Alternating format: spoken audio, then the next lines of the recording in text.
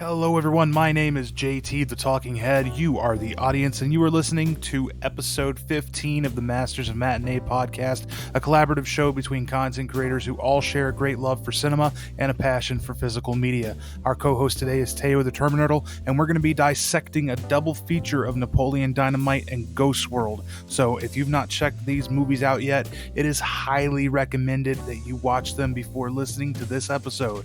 The Masters of Matinee would like to remind you to please silence your cell phones and do enjoy the show. Welcome, Masters of Matinee. Look who came back from his cigarette and milk run once again. Every week he's becoming less and less of a deadbeat dad. Teo the Terminurtle. I took you to a baseball game. I'm trying. I played catch with you outside. Took me to a Houston Astros game, went camping with me. Oh, this is not about boyhood. We're talking about Go Ghost Stros. World.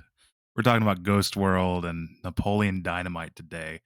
You know, there's a lot of movies that I feel like make a really good double feature. And this one right here is one that I've always suggested is Napoleon Dynamite first and then Ghost World. Now, Teo, I know that you watched these in reverse order. You watched Ghost World first.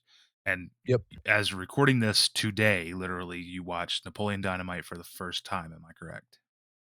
I watched it when it came out. So I was like 7 years old. So I pretty much watched it for the first time today because I didn't remember like literally any of it. What were your initial thoughts on it? So Napoleon Dynamite, that director did another movie that has the same type of comedy, and it stars Jack Black, and it's called Nacho Libre. That is a movie that I like grew up with. So to watch this movie and to kind of know it's the like, it's the like the spiritual brother to that one. It was interesting. I It took a minute to get used to the comedy.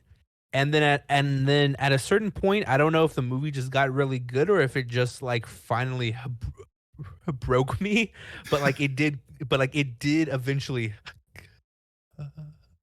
click, and it made me, it made me surrender to the craziness that is this concept, which is a good trait for a movie to have, I guess. Yeah, the comedy is very dry, Very. while also being very outlandish and cartoony. Mhm. Jared Hess is the director of Okay. Napoleon Dynamite. I was looking earlier and I forgot uh, about the couple other films that he had made. Another film like this film. These films remind me of a style, um, a style that is really innovated by Mike Judge. Have you ever seen Mm. Office Space? Oh, I haven't. I have not, but I have heard it's really good. What about Idiocracy? Yes, I love that movie. Okay. So Idiocracy is a lot of dumb humor, but it's also very dry and witty. Like you need to think about it in order to understand that it's poking fun at this way of life. Napoleon Yeah. Dynamite is doing the same. And so is Ghost World. Terry Zwigoff was, poking fun at that odd teenage time between high school after your graduation, in between either going to college or going into the workforce. While Right. Jared Hess in Napoleon Dynamite was poking fun of that awkward teenage time, uh, where you're in high school and you're in the thick of it. Napoleon and Pedro and Deb are in the thick of high school. They're dealing with bullies and stuff, but everything about Napoleon Dynamite is so unconventional. It's not the American Pie type high school. It's Right. not every character doesn't have some comedic element to them. Mhm. Some of the characters most of the characters in Napoleon Dynamite are just plain dry characters. They're normal people, and to me, that's what makes the that's what makes the movie. Is because when you watch a movie and you sit down to watch a film, you're thinking about everything being dramatized, turned up to 11. Yeah. And then Napoleon Dynamite comes in and you get the background characters that are just regular people. They're not there's Yeah. not anything inherently special about them. They almost feel like they're there just to fill the screen. And then you have characters like Napoleon and Deb and Pedro and Uncle Rico and Kip and LaFonda that are cartoon characters put into a normal, Yeah. boring world. And that's what I've always appreciated about Napoleon Dynamite in particular. So after you've seen Napoleon Dynamite, like what are your thoughts on it? Like, did you like really enjoy it? Is it something that I you did. would rewatch? What I I put this in a category with a lot of movies, actually. There are very few movies that I will actually r rewatch when it's just me. I feel like the majority of the movies that I own them so that I can watch them with a person that like hasn't, and then I can like get their like response. You know what I mean? To it. I would definitely watch this movie with a person that has never watched it. In fact, that's actually what I did today. But I would definitely do that again. But if I'm just at home on like a Tuesday afternoon and it's like I have, 2 hours to kill, what do I want to put in? I can't imagine myself being like, let me watch this just because. But I did enjoy it by the end. It took me a bit to get into it. I could do it. We could go on for 2 hours about how uncomfortable Kip just he just is an uncomfortable character. I did not enjoy him being on screen until Fonda, and then the way that character changes him, I was like, for some reason, this is you know better. Well, you know what I Like think? You know what I say to that, Teo? what? I say, "We're just jealous that he's been online chatting with hot babes all day." I I probably am. I love all the characters in Napoleon Dynamite, all the mainstay characters in that movie. That is a movie that I can watch near infinitely. Um, Yeah. Growing up, if it was on television, it's one that I wouldn't flip the channel if it was on. Mhm. Um, and I always watched it with my dad. And funny enough, it's really crazy, but I actually don't own that one. I don't own the physical Oh, really? copy. It Dude, they have it at, Best Buy for, like, really, really cheap. so real quick, who owns that? I'm gonna look this up real quick because I want a 4K. Oh, yeah. I noticed that it was Paramount Pictures in the Yeah, credits so it and was Fox Searchlight. Paramount. Yeah, so it was Paramount as well as 20th, which is interesting Yeah, it's not because well, it's how not is it 20th, it's Fox Searchlight. So it's a different studio under the Fox banner. okay. Um, Okay, gotcha. but I don't know who owns the rights to it, if it's Disney with Fox or if it's Paramount themselves. If it's Paramount, there's a good chance it'll get a 4K. If it's Disney with Mm, Fox, there's no chance. It might get another Blu-ray re-release at some point, but it won't get a 4K. Um, yeah. so it got to the point where it was so long that I didn't own it on Blu-ray, that I just kind of decided to hold out for the 4K. However, if I'm like out at a thrift store or something and I see it for dirt cheap for a couple bucks, I might go ahead and scoop it up. But um, yeah, Yeah. I love that movie. It's one of those few movies that's like infinitely rewatchable for me.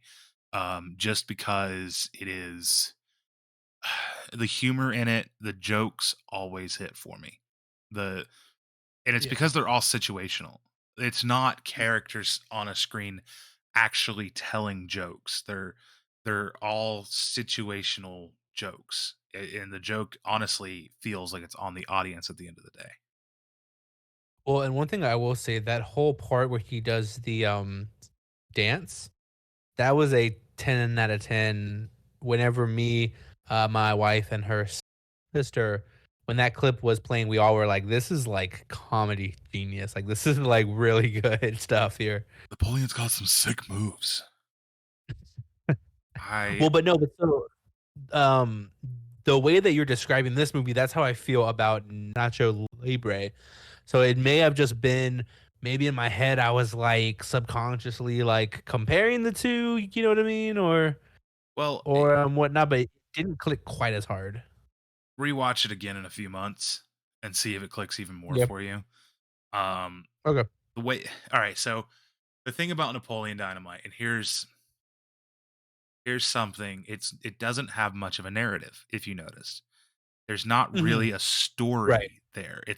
Right. It's like a week in the life of a geeky kid. Like it's not Hmm. much. There's no narrative there. There's no point there. I mean, there's situations that arise. Grandma gets injured. Uncle Rico moves in. That leads to that. Kip is a nerd who can only find a girl online. That leads to LaFonda. Uh, Hmm. Napoleon goes through this and that with Pedro and Deb, and ends up leading to what we're assuming he gets the girl. We still don't know if they're gonna date or anything. But I like to think that they don't actually date. Oh, I really? don't know about you. I don't think that Napoleon kind of seems like the super typical asexual kid. It seems like he Mm. probably doesn't really have those kinds of attractions. He's too into his own world and only caring about really, I shouldn't say that because that might make him sound like a narcissist. I don't think he's a narcissist, but No, I get what you mean. I think he's just so into his own world that like he he probably just doesn't notice others really, you know. Yeah, that is interesting because I did kind of interpret it as like they would start to date because he did tell Pedro that he was, dating some person from like a different state or like whatnot. So like to me that was like he like has that like he wants that, you know what I mean? And he Maybe just kind of can't get it. to me, maybe it's not so much that he wants that, but that he wants to look good in front of people. He, Mm, in his mind, he knows that it would be the normal thing to have a girlfriend. yeah, And he is abnormal because he does not have a girlfriend. So he makes up this girlfriend with the glamour shot that Deb leaves on his porch when she runs away. yeah, And so he tells Pedro that's his girlfriend because I don't know, he wants to look cool in front of Pedro or what have you. yeah. I don't know. I think that overall that movie is such a fun movie, but you really have to kind of think about everything in it. And then I'm also wondering, so, and I don't want the audience to take this the wrong way. My father has always said that a movie like Napoleon Dynamite is a man's movie. And he says that because he's never met a woman who liked it. So with that thought in mind, what did your wife, and did you say that her sister watched it with you guys too? Yeah. What did they think about it? They both really enjoyed it. That being said, I have been sort of like conditioning them.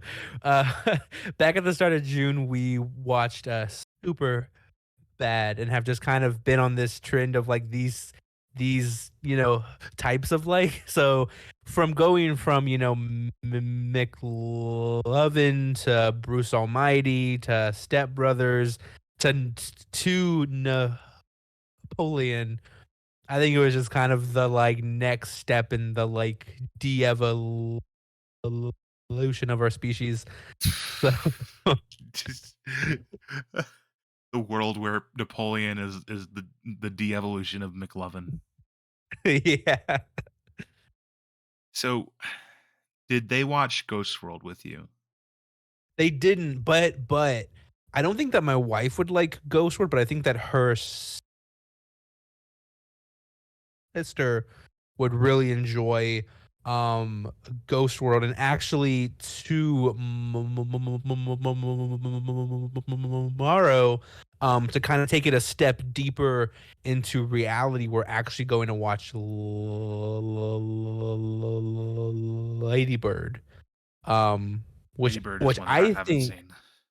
oh, okay. Which I think that watching Lady Bird and Ghost World is also a very interesting double feature, kind of deals with those ideas of like not wanting to grow up, not wanting to embrace change because you're scared of what change could possibly bring. Um, yeah, no, that's one too that kind of goes in that, but it's it would fall under the category of comedy, but it's much more set in reality. It's definitely nothing like the two, movies that we are currently breaking down. The way that I describe, like genre wise, I would describe Ghost World as an anti comedy. Um, That's a good way of putting it. Yeah. because it's comedic, but it's trying to do everything in its power to make you not think it's funny, and that's why it's Yeah. funny. Yeah. Um, Terry Zwigoff, who adapted Ghost World from the comic book, what's it called again? Eight Ball by Yes. April. Daniel Glows. Um, I think he did a really good job. We both are judging this dissection, if you will, off of the Criterion edition on Blu-ray of Ghost World, and Mhm. it comes with two comic strips of Eight Ball about Enid and Rebecca, and I think that he did a really good job of fleshing out that world, especially a world that was based on a short comic strip. Yeah. And I think that it was really interesting. I read this little essay booklet, Mhm. Right. and uh, it's Howard Hampton who did a like essay in depth retrospective of the film, and I think that he pointed out some really interesting things, behind the scenes things. So Zwigoff, when he was adapting it, he also based it on his real life. So Mm. the man who, or well, not really his real life, but the real world that he was in. Um, the film never gives a name to the city that it's in, but Zwigoff very clearly said it in the suburbs of LA, the mini Mhm. mall, um, strip mall type outside of the city suburbs of LA, Yeah. and he included a bunch of things that were in his real life that he had grown accustomed to seeing. There was, like, for example, the homeless man on the bus at the bus stop, the discontinued line. Um, there was a homeless man that actually sat on a discontinued bus bench all the time, and then he said one day he disappeared because they reinstated the bus line, and Zwigoff assumed that the homeless man got tired of people sitting next to him. Oh. Um, Another thing that I found was really interesting is the Satanists that they bring up, Oh, that they yeah. see in the diner. Yeah. Um, in the film, they wanted to cast Anton Zandor LaVey as the dude. Do you know who that is? Maybe, probably not. So Anton Zandor LaVey is the founder of the Church of Satan. Okay, then I believe I do know, yeah, who that is. Okay, how fucking hilarious would that have been? That would've been good, yeah. Um, Instead, they, because LaVey died before they Mm. started production on the film. Okay. So they had an extra, and I believe it was maybe a costume designer. I'm looking for it in the book right here, because there was actually, I don't know, it was somebody on the production team that they shaved his head, and they put there as the Satanist. I just found that was to be super interesting. Um, Another really cool thing is, should I say the name of the chicken place, the original name of the chicken place, Tay, or should I say that on here? I don't want to say that. Yeah. I don't. No, no, I mean, it's a talk that they have in the actual, uh, d uh, d uh, d dialogue, um Okay. of the movie, and so I feel like it's more than appropriate for us to dive into that as we do a breakdown of it. Okay. Well, trigger warning to those. I'll do a trigger warning. It's a Why is racist every episode connotation. I'm in have a trigger warning? I don't know, man. You're a 'Cause I'm an controversial Texan and I fella. love guns. Pa, You're, pa, pa, pa. oh my god, you're just so controversial. Oh, you brought up guns now. We're gonna get canceled, man. So the there's a chicken chain that Seymour works for. It's called Cook's Chicken, and the original name was a racist connotation called Coon Chicken Inn, and the mascot was a um what do they call that? Where in like vaudeville and stuff, they did blackface and everything. Mhm. And I know what you're talking about. I don't know what the actual, like, caricature is called. yeah, it is a caricature. That's a good way to say it. Mhm, Um, of a black man with puffy cheeks and super fat lips, and it's like a mhm. very racist depiction of a black man. Yeah. Something that I found out very intriguing lately was that was a real chain, and that was the real logo and the real Oh, name, shoot. Wow. and they never actually changed their name to Cook's Chicken. Um, it was up until the 50s, and then it ceased to exist. Good Rightfully lord. so, probably. Or not probably, Yeah, absolutely rightfully so. Um, yeah. You know and what's so, interesting? yeah, The production designer of Napoleon Dynamite, I wanna make sure I get his name right. Yeah, was, Jeremy Coon, and when I read his name in the opening credits, I was like, that's unfortunate. "Ghost World." I thought you were about to tell me the production designer was the same person on both movies, and I was like, that makes sense. No. Um, because tonally, these movies have a very similar tone. Oh, yeah. It's awkward teenage years with a dark undertone. But Mhm. yeah, so Coon Chicken Inn no longer in business. And then another thing is um Seymour's record collection, which I Yes. want to dive a little more into that here in a second, but this is actually based off this character trait of collecting 78s is based off of Terry Zwigoff himself, who also collects 78s. And there's a whole section in the booklet Nice. about the music, and it's an essay I by need the to director, Terry Zwigoff, check out that. where he talks about Skip James and Lionel Belasco and stuff like that. And it's a very interesting read. Um, so the character trait from Seymour, who's the collector, uh, is a one that comes straight from the director himself. That's Um, awesome. and there's a quote from Seymour that and I don't want to be compared to Seymour, but all Well, physical so media that collectors are going to be compared to Seymour well, because and that is a thing that I do at one point in the podcast want to get into it with you is how collecting and collectors are depicted in this. I yeah, thought was very interesting. we can go ahead and talk about that. A quote from Seymour: I have about 1,578s.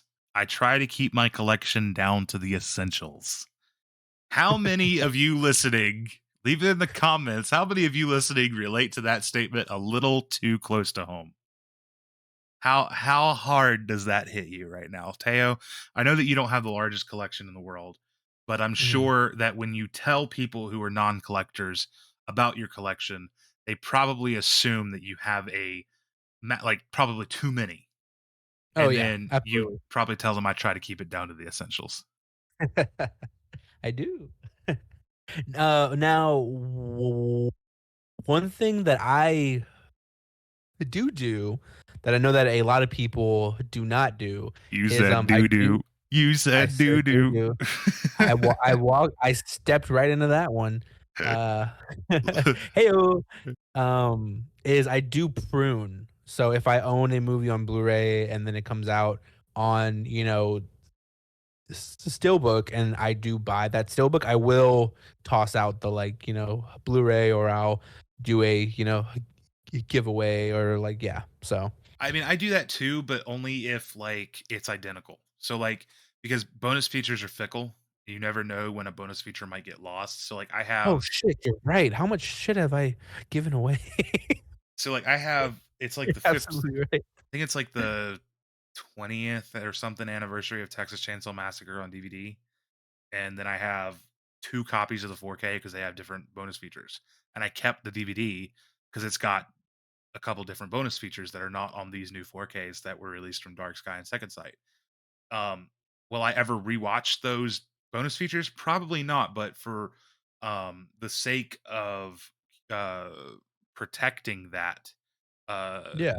then preservation, I won't get Well, rid of it. and yeah, well, and, like, what if one day you're working on a Texas Chainsaw Massacre, documentary, Right. and you need, like, each and every bit of content and context that you can, you know what I mean? Mhm. Yeah, Yeah. absolutely. So, yeah, I now if it's like a straight up DVD to Blu-ray upgrade and the bonus features are the exact same, yeah, I'll toss them out. Um, I'll give you a perfect example. Uh, the newer 4K of Christmas Vacation, I think it only has a commentary on it, but the old Oh. Blu-ray has, like, some behind the scenes featurette and stuff like that on it. So, like, I'll keep the What does my Blu-ray just Blu-ray because of that. Man, you got me checking out all my own stuff now. Oh, my, Christmas Vacation, it's because it's called, National Lampoon's Christmas Vacation. I keep it under, N, and so it was right next to my copy of Napoleon Dynamite. You're right, this just has a commentary. What bullshit is Let me this? see which one you have. It was the, Target Christmas one? Ta is the actual cover art the same? That's the same one I Looks have. like that. That's the same Blu-ray I It have. o it only has the freaking commentary. Yeah, and the theatrical trailer. Oh, shit. Well, that makes it worth it. I mean, it honestly does. Like, dude, if the difference No, between no, an no, upgrade no. is just a theatrical trailer, I will keep it for that trailer because you never know. One day we might not have YouTube or have a way to go and look at that trailer again. You know what I mean? Like, who Oh, yeah, knows, you're dude? right. So I will keep You're it. absolutely right. I'm doing my due diligence to preserve media. So you wanted to talk about how collectors are portrayed in movies. Have you ever seen Mallrats? I haven't. I was about to purchase it, That's and then I right. saw that Two Guns steelbook, and Yep, I was like, "I've never seen Two Guns either." you have chosen poorly. I know Um, I, like, disgraced you in that choice. hey, lucky for you, Arrow 50% off sale on Amazon right now and Barnes& and Noble. I Go get it. promise I will pick up a copy of it by the end of this month. I know that I will. You're a good man, a damn good, bloody good man. Um, there's a character in there named Brody, and he's a comic book collector, and Mm.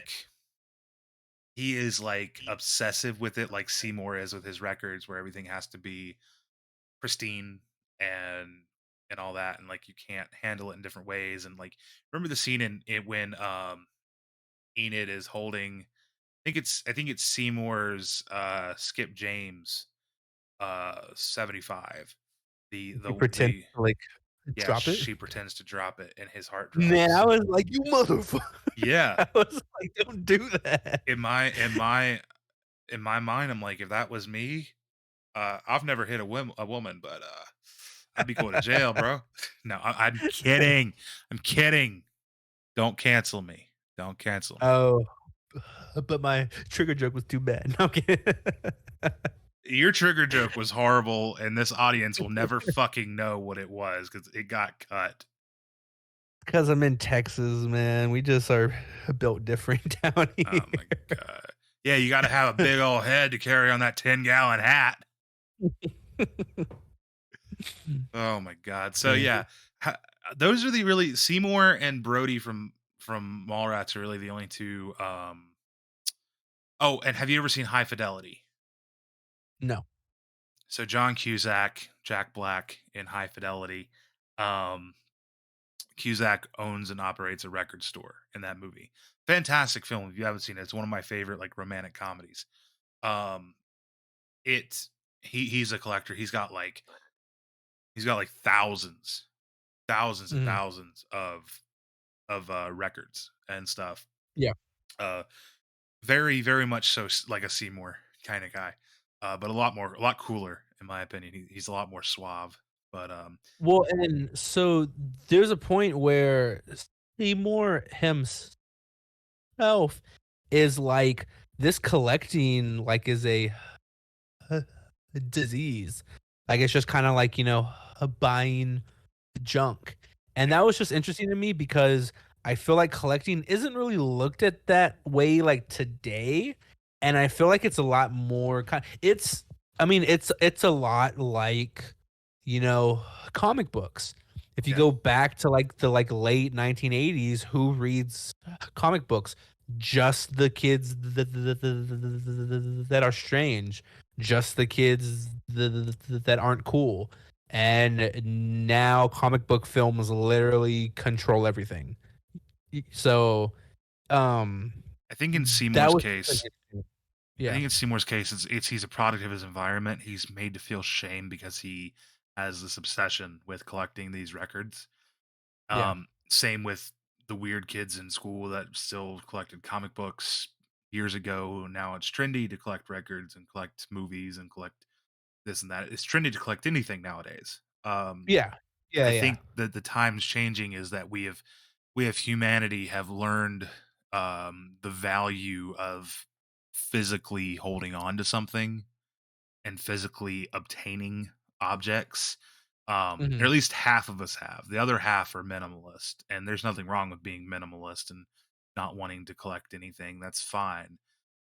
But I think it's really interesting that, I mean, Seymour said when was suggesting that he found somebody that shared his interests, he's like, why would I want somebody that shares my interests? I hate my interests. Yeah, yeah. It's a really powerful quote, and it's really sad because we're looking at It this is through sad. the lens of 2023, and Ghost World came out, I believe, in 2003, maybe. Hold on, I have the Oh, correct really? date. No, 2001. I'm Could incorrect. okay. Man, if Um, you had asked me, I thought that movie came out like 92. Like, I thought it was like an older movie. it's because it's so focused on retro stuff, records, VHS tapes, Yeah. which was the end of the VHS tape. I mean, DVD came out in '96, but it was all but fully DVD was all but fully adopted by the turn of the millennia. Um, so I mean, Enid's holding on to VHS and this retro lifestyle, and her style is retro. And then also the film is shot on 35 millimeter, which Mhm. gives it that old feel. As Napoleon Dynamite was shot on 35 millimeter, and Napoleon Dynamite was I think 2004 when that came out. Yeah. So, Yeah. and it's also in that time, the early 2000s is when all these directors were starting to switch to shooting on digital cameras. Yeah. You know, that's when the digital boom happened, and I feel like cinema lost a lot of its soul when everything switched Oh, to yeah. digital. Not saying there's that all movies shot on digital are bad inherently. I mean, there's a lot of really amazing films that are shot digitally, but none of them can capture that cinematic filmic feel that a film shot on 35 feels like. And Right. so that's why Ghost World feels more retro than it actually is, which I mean, really, it is still. I mean, 2001, that was well over 20 years ago. Yeah. Ghost Holy World, crap. Ghost World can rent a car. Ghost World can get a hotel room. Ghost World can Ghost drink. World can drink, yeah. I mean, it's That's wild. 22-year-old film. Napoleon Dynamite is 19 years old. 19. Maybe for the 20th, we'll get some sort of a special release. That's kind of what I'm thinking, if depending on who Yeah. owns the rights to it. But yeah, it just feels older than it is because of the way it was shot and because it is old. Like, but yeah, it definitely feels like a film out of time. Uh, but I want to know, are there any other films that portray collectors in a negative or positive light? Like, I'll be honest, Brody, even though to the audience he's portrayed negatively, he's still the hero of the story. You know, that's Yeah. something I can't say about Seymour. Seymour is not a hero of the story. He is honestly a victim of the story. Yeah, well, and so yeah, I mean, there's a lot of places I want to go with talking about Ghost World more in particular. I feel like Napoleon Dynamite kind of wears all of its cards on its s- sleeve. That's not to say that there isn't like more to be talked about there, but like you see what you get, you know what I mean? Yeah. And it's kind of content in what it is. In Ghost World, there were so many angles that I wanted to tackle. Like, so like I know that for myself and my personal story with graduating and college and life like that, I was a Rebecca, like 100%, and I was the only Rebecca in a crowd of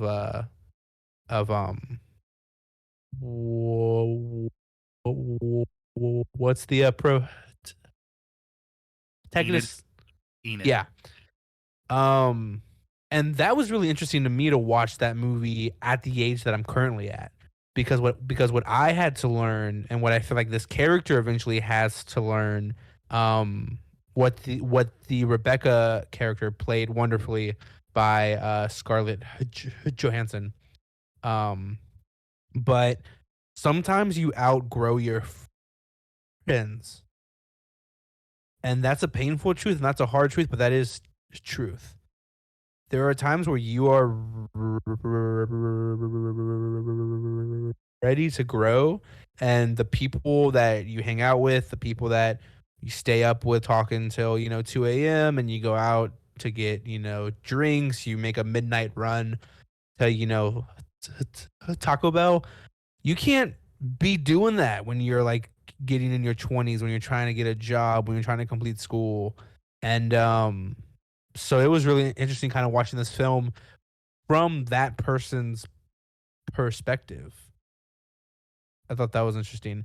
And then I thought it was interesting kind of how, we see a bit of Lucky Ned's future in Seymour because he's not quite willing to grow up either. And he, Oh, and he, and as a matter of fact, he digresses by the end of the film. If you yeah, recall, yeah. after the situation with Enid, he moves back in with his mother. So he's Yeah. digressed.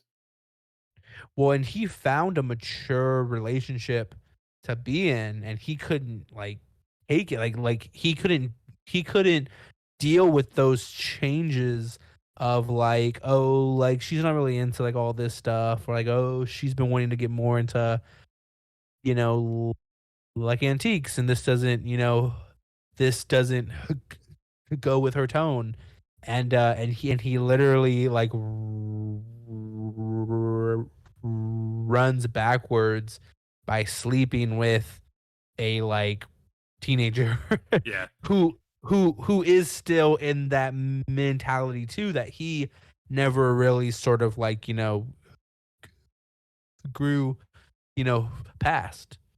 So do you think that Seymour would have stayed in his relationship with the woman that's his age if Enid hadn't gone and seduced him? I think so. I think that he was the type of person, he would have remained quietly non-content. He only broke up with her because he cheated, not because he wasn't, you know what I mean, like Yeah. pleased. Yeah. Well, I mean, I also think that at his heart, all right, let's get this out of the way. Seymour, a 40 some year old man, sleeps with Enid, an 18-year-old girl. Ick. That's ick. There's no way around it. You could say Yeah. that she's legal and everything. Just because it's not against the law doesn't mean it's not icky. It's fucking Right. icky. Um, Right. so the one redeeming thing about Seymour is that when he did cheat on her with Enid, he went and broke it off. And Mhm. I don't think that he did that as because he maybe necessarily thought that he and Enid were going to be a thing, which he did. He did think that he and Yeah. Enid were going to go forward and have a relationship. But I think that overall, I think he would have done that even if Enid had stormed out and said, "I'm never talking to you again," right then and there after she slept with him, because I don't think that Seymour would have been able to hold the guilt of having cheated on this woman. Yeah. That's to me, that's the one like redeeming quality about what he did. Other than that, what you're saying, I absolutely agree with. He was not mentally mature enough to handle that relationship. Yeah, no, it's just been really so this film in a way has kind of fit with a lot of movies just for some context, I bought like 28 movies during the July Criterion thing, and a lot of the movies that I've been watching from that collection that I purchased are about change. They're about growth. So like I had just watched, Dazed and Confused, and then I think the movie I had watched right before Ghost World was the Virgin Suicides.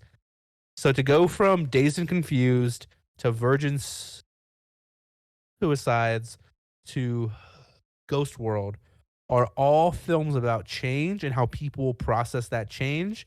And one is a stoner comedy, one is a bleak drama, and then one is, as you put it, a like anti comedy.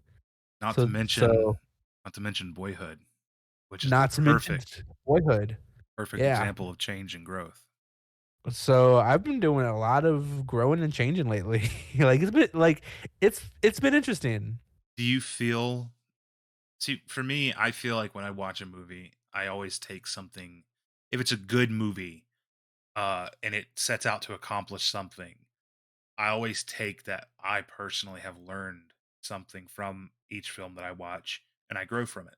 So with all of these movies that you've been watching with this underlying theme of change and growth, do you feel you yourself as a person growing or thinking any differently about life and how you handle situations that arise in your own personal life? Well, we have recently moved. So my wife and I are at kind of like a new chapter i- in in kind of our lifelong journey together. We've been married now for almost 2 years. It'll be 2 years in October. And so we're not like newly like weds, but we're not like, oh, we've been doing this for 10 years. Um, so there is just a lot of like, oh, like we've never experienced this before. We've never experienced this. Like there are still those new experiences coming. I feel like what a lot of these movies have done, especially Ghost World, is they sort of let me know that the changes I've made in the past that have affected my life where I am right now, they've assured me that I made the right choices. And that's kind of what I was saying with like I am like the Rebecca in this, within this story is I had just I without getting too into it, I had a group of friends that I was extremely close to since I was like 12. And as we were getting older, I realized that I was wanting to grow and expand and get a new job and start my own business. And I got engaged and things like that. And they kind of weren't growing. They were still at home in their parents' place, not really working. But also because not to say that there's anything inherently wrong with that, because we are all on our own paths, and sometimes that is a requirement. But they were content there. Like there was no like, well, oh, like I want to get a place, like I want to get a job so I can start. Right, you get what I mean? To kind of like they were content and kind of being, stagnant. And so as I moved into this next kind of chapter of being a grown up, I I cut them off, and it was kind of hard because I had known them for as much, time as I had, and I did kind of always question like, did I make the right choice? And the movie Ghost World told me that, yeah, like I did. So that was interesting to me. And that's kind of what I've been dealing with. And then I went and stalked one of them like on Instagram, just kind of see what they've been up to. And I realized that one of my friends, his the dad passed away. So it's like I'm like, should I reach out? Like, but it's been like 2.5 years since we've talked. Like, it's just so there's been a lot of like retrospective things that I've been sort of looking back on and contemplating. So it's been really interesting to watch these movies like, you know, Boyhood, like Ghost World. Um, I think that I don't really know what's that. I think I might relate more to Enid in Yeah. that aspect. When I finished high school, I don't know. I was in a hurry for independence. I mean, I was on what's called second chance through my senior year, where it was like an alternative type school where I could do it online and shit to finish high school in my own time, and Mhm. it was actually a really great program because when you finished it, you actually got an actual degree instead of or a diploma instead of a GED. Yeah. But it was very similar to the GED program. And so, like, I was in that, and while I was in that was when I was also making my first film. Mhm. But then after I did that, after I wrapped on my film and wrapped on the web series that I was working on and stuff, I kind of regressed back. You know, I was like, I mean, I went out and got a job, but then COVID hit and stuff. I ended up getting married. I lost that job. I went to college and stuff. It just took me a while to get there, you know, Yeah. and I'm still growing. I'm still getting there. Um, and movies can change your perspective on a lot of Oh yeah. things. Um, to me, nothing changes your perspective more than the events that happen in your life around you. But a close second to that is the media that you intake. Any media that you intake is going to change your perspective. So if you spend all day watching the news, you're probably going to have a pretty bad outlook on life because you're seeing all that negative stuff happen all the time. Oh yeah. If you're spending all your day on TikTok, you're going to have probably have a pretty dumb outlook on life because you're seeing all that dumb stuff all the Yeah. time. I'm just kidding. I love you, TikTok. The only reason we're here is because of TikTok. But But now that we're not on TikTok, fuck TikTok. but no, like I mean, I watched Darren Aronofsky's The Whale, and if I hadn't watched The Whale, this podcast wouldn't be a thing. It made me Yeah. want to change my life and do something worthwhile with life, you know? Yeah. So it's really interesting to hear you talk about how you related to being Rebecca, um, and how you're able to look at Ghost World not so much in a relatable way, but more of a retrospective way on your own life. Mhm. I think that's really interesting because I look at it more of a relatable way with Enid. Not, of course, not with everything, but yeah. So like Enid to me is a character that is a piece of shit. Yeah. I I hate her. I think that she is the embodiment of chaos, of unmatured, unadulterated chaos. Her immaturity is dangerous. It hurts the people around her. It hurts her father. It hurts her best friend Rebecca. It hurts Seymour. Um, you said that you think that Seymour would have stayed in an ill-content relationship if Enid hadn't seduced him. Yeah. But I think that Seymour would have been a much happier person, the happiest Seymour he could have been if he'd never met Enid in the first place. That's just my take on it. I Mm. see her as this chaotic thing. What do you think about Enid and Seymour's friendship? Not the relationship, not the sexual The stuff. friendship. Yeah. Just just the friendship and take the age factor out of it, like to the Yeah. point of no, don't take the age factor out of it, but just take the ick out of it. Because Yeah. yeah, it is icky for a, you know, 30 late 30s man to be friends with a teenage girl. Keep the age factor, but take the ick out of it and tell me what you see. I was conflicted because I feel like I'm very what's the word? I'm very agreeable with whatever the movie wants me to do. So when I watch a movie, yes, if she was an actual person, I would want nothing to do with her. Because she is the film's protagonist, it's like let's go along with this. Like let's hope that she gets everything that she wants. Like that's where like my brain goes. So I enjoyed watching them on screen together because the characters enjoyed being in each other's presence. That's kind of what like I'm trying to say. But at the same time, I saw the red flags. Whenever they go into that store and she's like, "Oh, like you have to like give me the money to, purchase this." Like she is clearly using him, but he is not as clearly using her too. He is kind of getting off on this young girl looking up to him Yeah. and like wanting to kind of drag him around, and he's willing to do that whole kind of like, wandering puppy thing He's because almost he's getting some out of this too. he's almost like a cuckold. Yeah. It's in a weird way, it's like a symbiotic but parasitic relationship. Yeah, he's simping on her hardcore. Yeah. And the scene that Teo is referring to is when Enid drags him into the porn store, the sex shop, and makes Mhm. Seymour buy her this latex Batgirl dominatrix mask, Yeah.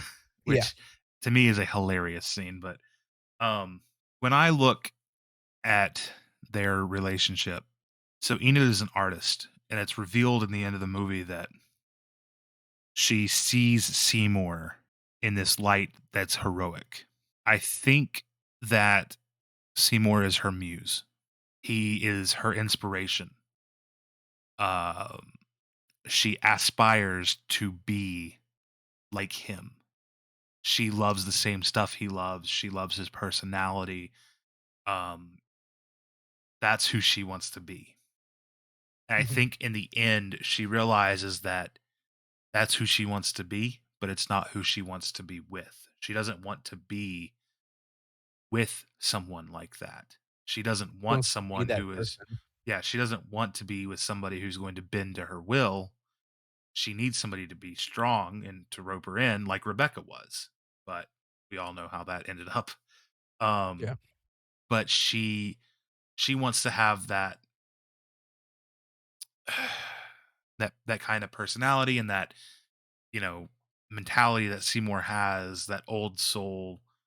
She relates to it. You know, Mhm. even for 2001, she's still listening to vinyl and watching VHS tapes because she's an old soul. But I just really think it's interesting when you look at it from the perspective of artist and muse opposed to just Yeah. two friends. Well, and no, that's absolutely true because we can't talk about the relationship without talking about how their relationship came to be, which is that they saw a um like quote in the like classifieds that this guy was looking for a person he had met, very brief encounter.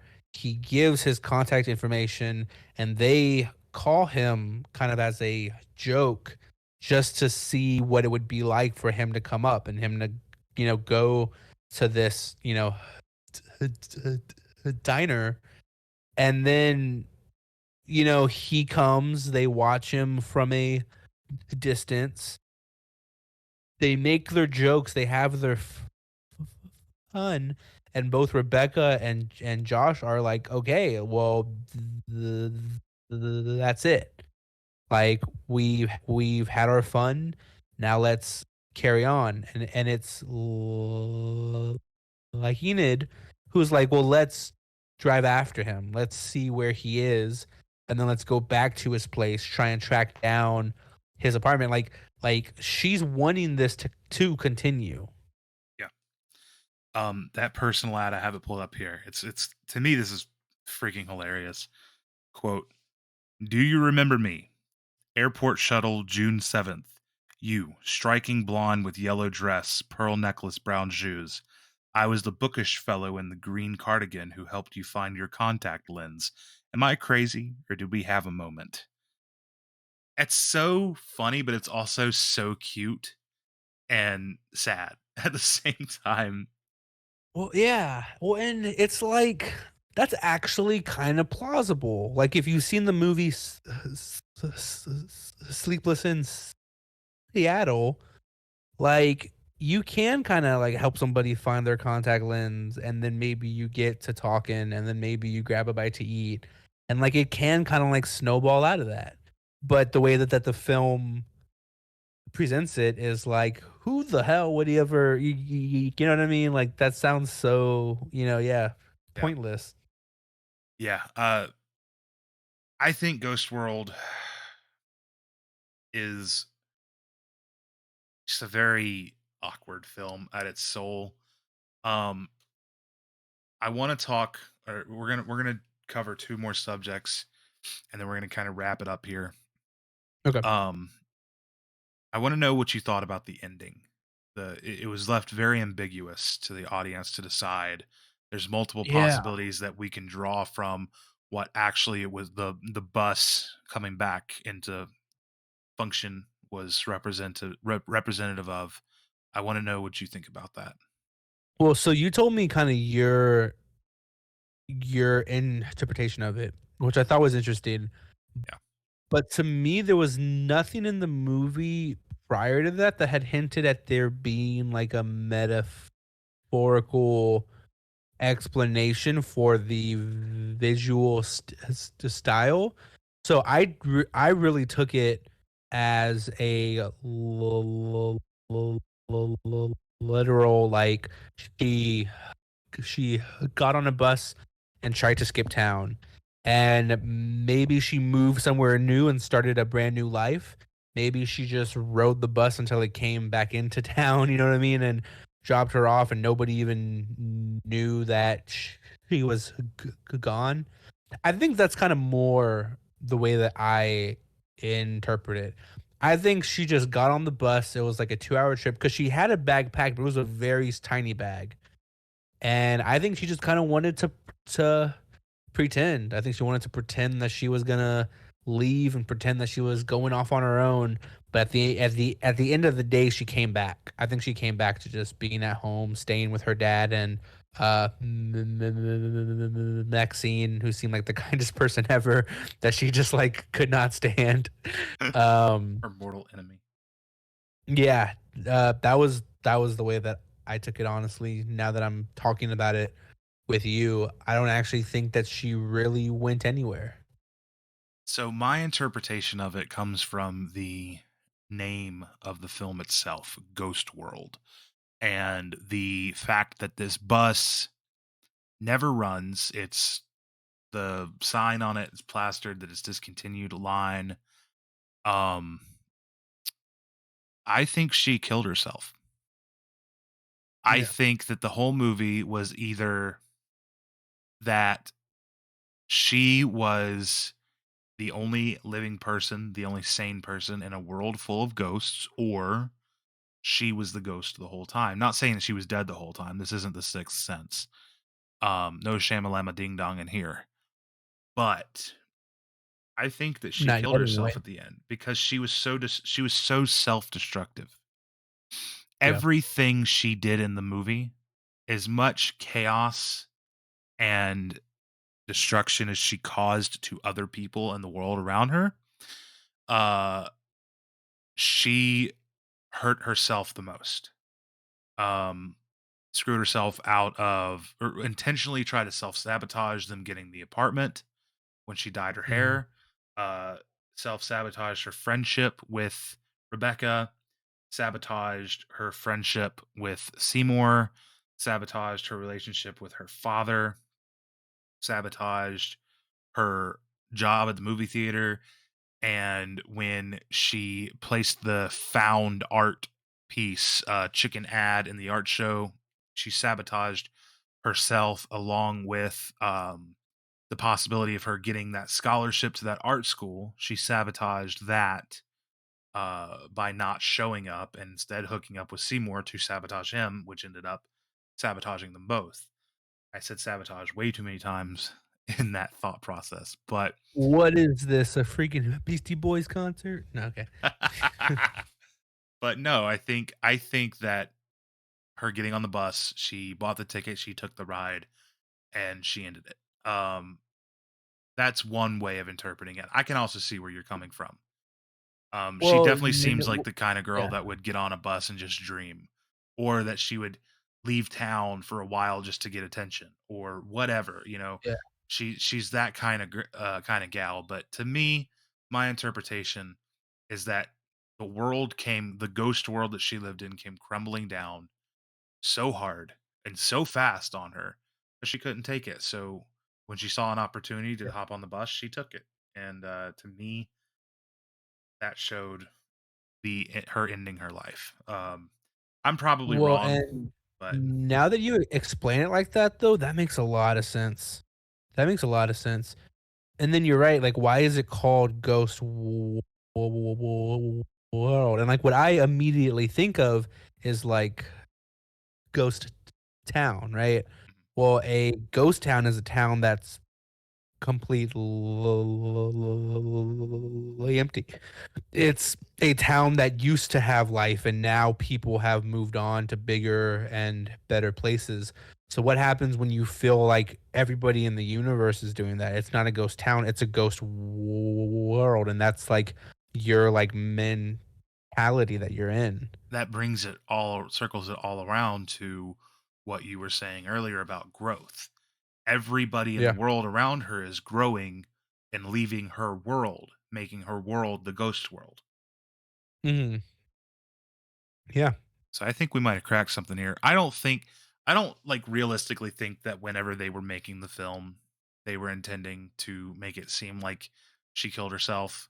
But they definitely intentionally left the ending ambiguous so people could speculate on that, whether they think Absolutely. how I thought or how you thought.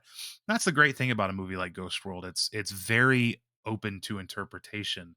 And it's that interpretation for each individual person is going to be very dependent on your own life. Like you said, you're a Rebecca. Like I said, I'm an Mhm. Enid. I know that if I self sabotage that much, I'd probably be wanting to jump off a fucking bridge, literally. Like I've been Yeah. there. I've been to the point where my life has got so fucked that I wanted to kill myself. I've had that gun to my head, not proverbial, literally had that gun to Yeah. my head. Like it's not a fun place to be in the ghost world. You know what I mean? So that's how my life experiences and my perspective have morphed my interpretation of the ending of this film. I had a really good time with it, though. I had a very good time just, like, sitting on my couch watching this movie play out. So is this a movie that you would rewatch at some point? Yes. Okay. Yeah. And are you glad that you now own it physically? I am. I can say apart from 1, I'm, like, happy with all the cartoons that I've owned that I have watched. I still have, like, about 10 of them, that I still need to watch, but the ones that I've watched, with the exception of 1, and it's not that it was, like, a bad movie, but it was, like, I probably didn't need to, like, purchase this. I coulda, like, watched this once and just been like, "Alright, cool." What movie was that? Just real quick. Hotel du Nord. Gotcha. Which is one I was really pumped to check out, and then I did, and I was like, not as good as the back description made it out to be. So I want to know. So you mean obviously you're glad you bought it? You would rewatch it on Yeah. on a 5-star rating. What do you rate it? Ghost World, I give it a strong 3.5. 3.5. I believe. Let me look on my letterbox. I believe that's what I rated it to. Are you logging your movies on Letterboxd, Mateo? I'm not, and I've watched like 10 movies since the last time I opened up that app. Tisk, tisk, tisk. Yeah, I rated it 3.5 as well. All right, so you rate it 3.5. I rate it Mhm. 3.5. What are your final thoughts on it as somebody who just watched this recently for the very first time? What do you think I mean, you said the overall message is growth and everything, but what if you were going to show this to like a friend? What do you Mhm. think they would? What would you hope they get out of it? And what are your kind of final closing thoughts on Ghost World and Napoleon Dynamite and their correlation?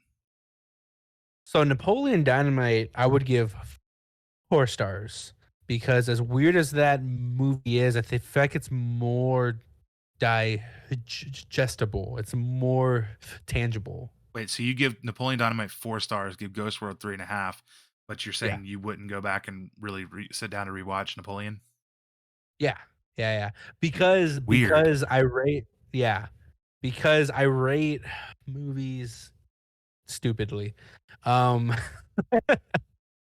I personally liked Ghost World more than Napoleon, but Napoleon the things that it does correctly are not as many as Ghost World, but when it does do them, it does them great. So like analytically, you're saying Napoleon might be the better film.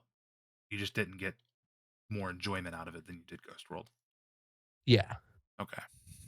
Yeah, All right. So yeah. so final thoughts on Ghost Yeah. World. Final thoughts on Ghost World if I was gonna recommend it to a friend. Um,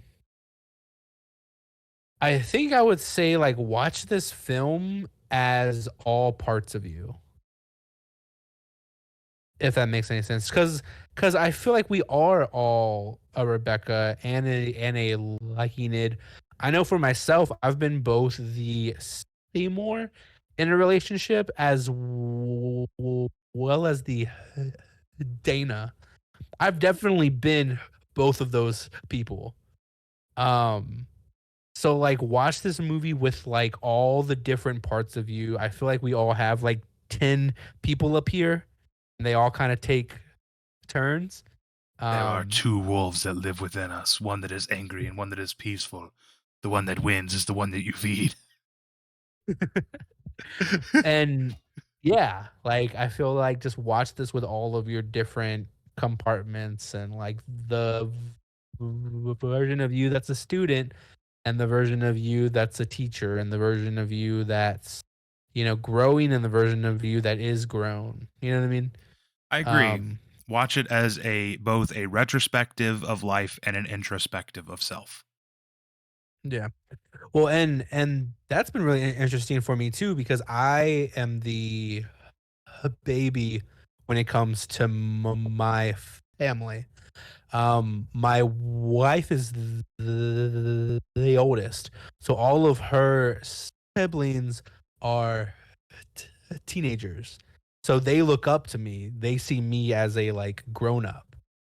So it's like if we spend one day at her parents, one day at my parents, I immediately go from being the responsible one to the kid. And it's like it's just like a really kind of interesting place to like be in. And I feel like Ghost World was like putting that taking that concept and putting it within like a script and characters and like all that. So And there you have it. There is our somewhat dissection of both Napoleon Dynamite and Ghost World. More Ghost World. I think that we set yeah, out originally to do Ghost World more, and then Napoleon Dynamite kind of got tacked on before we a couple days before we started the episode because I recommended it to Teo as a double feature. Do you think it works? They work good as a double feature? I think so. Yeah. And then I need to watch Lady Bird too. Maybe I'll have a triple feature on my hands. Oh, if you want to, ooh, if we do a dissection of Ladybird, okay, we need a freaking charcuterie board. We need little, cheeses. We need a good wine pairing. We need to get like sophisticated. You know what I mean? Well, maybe for our next episode we'll dissect Lady Bird. I have yet to see it, so maybe that's coming soon. Good morning. And good night. That was a super fun episode. I got to say, I absolutely love sitting down with Teo and having these in-depth discussions about movies.